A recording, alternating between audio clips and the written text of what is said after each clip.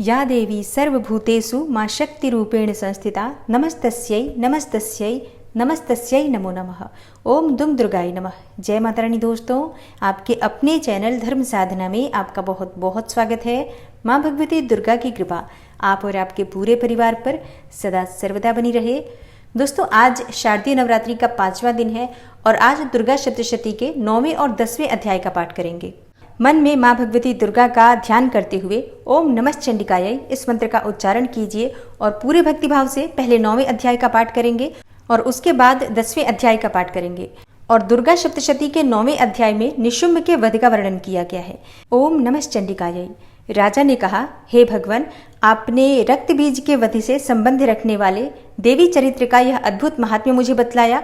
अब रक्त बीज के मारे जाने पर अत्यंत क्रोध में भरे हुए शुंभ और निशुंभ ने जो कर्म किया उसे मैं सुनना चाहता हूँ। ऋषि कहते हैं, हे राजन, युद्ध में रक्त बीज तथा अन्य दैत्यों के मारे जाने पर शुंभ और निशुंभ के क्रोध की सीमा न रही। अपनी विशाल सेना इस प्रकार मारी जाती देखकर निशुंभ अमरस में भरकर देवी की ओर दौड़ा। उसके साथ असुरों की प्रधान सेना थी। उसके आगे पीछे तथा पार्श्व भाग में बड़े बड़े असुर थे जो क्रोध से ओट चबाते हुए देवी को मार डालने के लिए आए। और महापराक्रमी शुंभ भी अपनी सेना के साथ मातृगणों से युद्ध करके क्रोधवश चंडिका को मारने के लिए आ पहुंचा। तब देवी के साथ शुंभ और निशुंभ का घोर संग्राम छिड़ गया। वे दोनों दैत्य मेघों की भांति बाणों की भयंकर वृष्टि कर रहे थे। उन दोनों के चलाए हुए बाणों को चंडिका ने अपने बाणों के समूह से तुरंत काट डाला और शस्त्र समूहों की वर्षा करके उन दोनों दैत्यपतियों के अंगों में भी चोट पहुंचाई। निशुंभ ने तीखी तलवार और चमकती हुई ढाल लेकर देवी के श्रेष्ठ वाहन सिंह के मस्तक पर प्रहार किया। अपने वाहन को चोट पहुंचने पर देवी ने छुरप्र नामक बाण से निशुंभ की श्रेष्ठ तलवार तुरंत ही काट डाली और उसकी ढाल को भी, जिसमें 8 चांद जड़े थे, खंड खंड कर दिया। ढाल और तलवार के कट जाने पर उस असुर ने शक्ति चलाई, किंतु सामने आने पर देवी ने चक्र से उसके भी 2 टुकड़े कर दिए। अब तो निशुंभ क्रोध से जल उठा और उस दानव ने देवी को मारने के लिए शूल उठाया, किंतु देवी ने समीप आने पर उसे भी मुक्के से मारकर चूर्ण कर दिया। तब उसने गदा उठाकर देवी के ऊपर चलाई, परंतु वह भी देवी के त्रिशूल से कटकर भस्म हो गई। तदनंतर दैत्यराज निशुंभ को फरसा हाथ में लेकर आते देखकर देवी ने बाण समूहों से घायल कर धरती पर सुला दिया। उस भयंकर पराक्रमी भाई निशुंभ के धराशायी हो जाने पर शुंभ को बड़ा क्रोध हुआ और अंबिका का वध करने के लिए वह आगे बढ़ा। रथ पर बैठे बैठे ही उत्तम आयुधों से सुशोभित अपनी बड़ी बड़ी 8 अनुपम भुजाओं से समूचे आकाश को ढककर वह अद्भुत शोभा पाने लगा। उसे आते देखकर देवी ने शंख बजाया और धनुष की प्रत्यंचा का भी अत्यंत दुस्साह शब्द किया। साथ ही अपने घंटे के शब्द से, जो समस्त दैत्य सैनिकों का तेज नष्ट करने वाला था, संपूर्ण दिशाओं को व्याप्त कर दिया। तदनंतर सिंह ने भी अपनी दहाड़ से, जिसे सुनकर बड़े बड़े गजराजों का महान मदचूर हो जाता था, आकाश, पृथ्वी और 10 दिशाओं को गुंजा दिया। फिर काली ने आकाश में उछलकर अपने दोनों हाथों से पृथ्वी पर आघात किया। उससे ऐसा भयंकर शब्द हुआ जिससे पहले के सभी शब्द शांत हो गए। तत्पश्चात शिवदूती ने दैत्यों के लिए अमंगलजनक अट्टहास किया। इन शब्दों को सुनकर समस्त असुर थर्रा उठे, किंतु शुंभ को बड़ा क्रोध हुआ। उस समय देवी ने जब शुंभ को लक्ष्य करके कहा, ओ दुरात्मन, खड़ा रह, खड़ा रह, तभी आकाश में खड़े हुए देवता बोल उठे, जय हो, जय हो। शुंभ ने वहां आकर ज्वालाओं से युक्त अत्यंत भयानक शक्ति चलाई। अग्निमय पर्वत के समान आती हुई उस शक्ति को देवी ने बड़े भारी लूके से दूर हटा दिया। तब उस समय शुंभ के सिंहनाद से तीनों लोग गूंज उठे। हे राजन, उसकी प्रतिध्वनि से वज्रपात के समान भयानक शब्द हुआ, जिसने अन्य सब शब्दों को जीत लिया।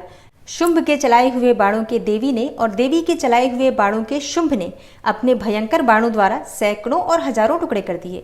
तब क्रोध में भरी हुई चंडिका ने शुंभ को सूल से मारा। इसके आघात से मूर्छित हो वह पृथ्वी पर गिर पड़ा। इतने में ही निशुंभ को चेतना हुई और उसने धनुष हाथ में लेकर बाणों द्वारा देवी, काली तथा सिंह को घायल कर डाला। फिर उस दैत्यराज ने 10,000 बाहें बनाकर चक्रों के प्रहार से चंडिका को आच्छादित कर दिया। तब दुर्गम पीड़ा का नाश करने वाली भगवती दुर्गा ने कुपित होकर अपने बाणों से उन चक्रों तथा बाणों को काट गिराया। यह देखकर निशुंभ दैत्य सेना के साथ चंडिका का वध करने के लिए हाथ में गदा ले बड़े वेग से दौड़ा।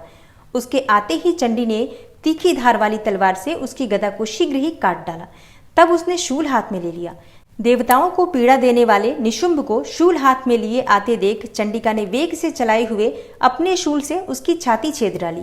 शूल से विदीर्ण हो जाने पर उसकी छाती से एक दूसरा महाबली एवं महापराक्रमी पुरुष खड़ी रह कहता हुआ निकला। उस निकलते हुए पुरुष की बात सुनकर देवी ठठाकर हंस पड़ी और खड्ग से उन्होंने उसका मस्तक काट डाला।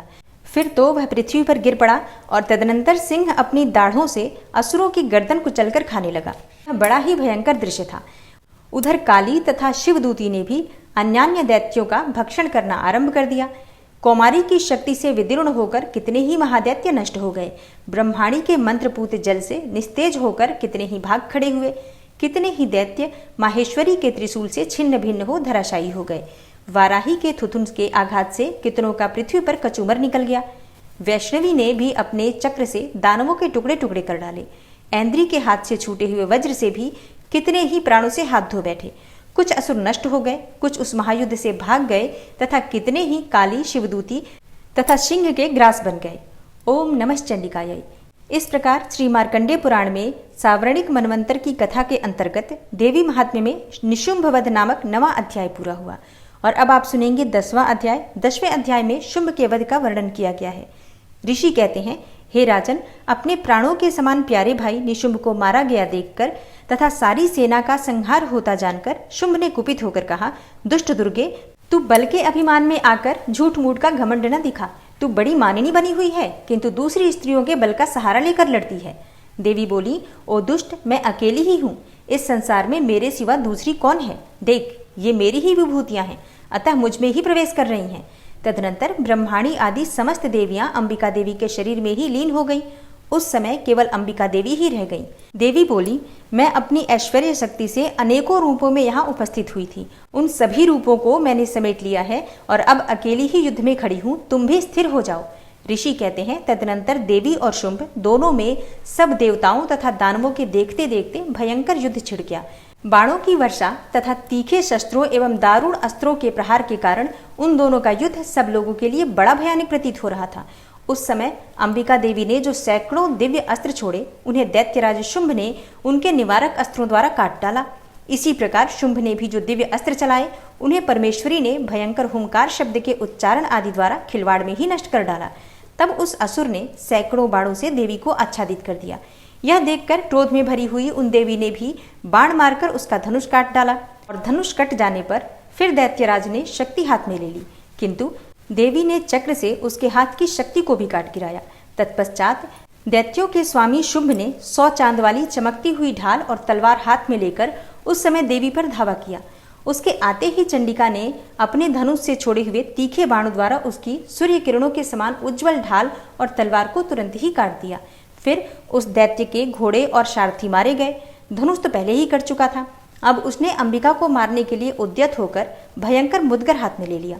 उसे आते देख देवी ने अपने तीक्ष्ण बाणों से उसका मुदगर भी काट डाला।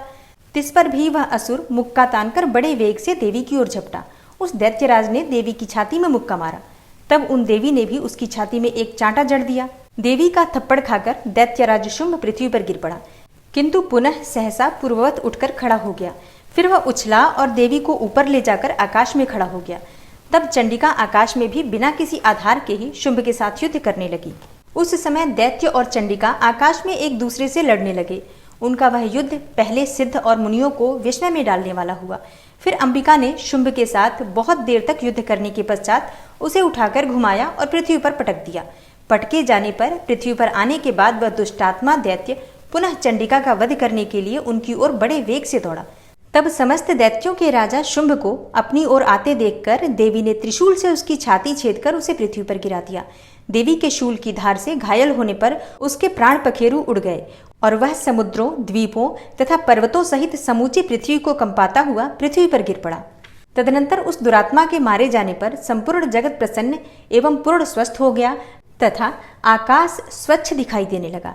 पहले जो उत्पात सूचक मेघ और उल्कापात होते थे वे सब शांत हो गए तथा उस दैत्य के मारे जाने पर नदियां भी ठीक मार्ग से बहने लगी। उस समय शुंभ की मृत्यु के बाद संपूर्ण देवताओं का हृदय हर्ष से भर गया और गंधर्वगण मधुर गीत गाने लगे। दूसरे गंधर्व बाजे बजाने लगे और अप्सराएं नाचने लगी। पवित्र वायु बहने लगी। सूर्य की प्रभा उत्तम हो गई। अग्निशाला की बुझी हुई आग अपने आप प्रज्वलित हो उठी तथा संपूर्ण दिशाओं के भयंकर शब्द शांत हो गए। ओम नमः चंडिकायै। इस प्रकार श्री मार्कंडेय पुराण में सावर्णिक मनवंतर की कथा के अंतर्गत देवी महात्म्य में शुंभवध नामक 10वां अध्याय पूरा हुआ। कल की कथा में आप सुनेंगे दुर्गा सप्तशती का 11वां अध्याय। दुर्गा सप्तशती का 11वां अध्याय बहुत महत्वपूर्ण होता है। देवताओं द्वारा इस पाठ में देवी की स्तुति की गई है और देवी द्वारा देवताओं को वरदान प्राप्त हुआ है, तो ये आप कल जरूर सुनिएगा।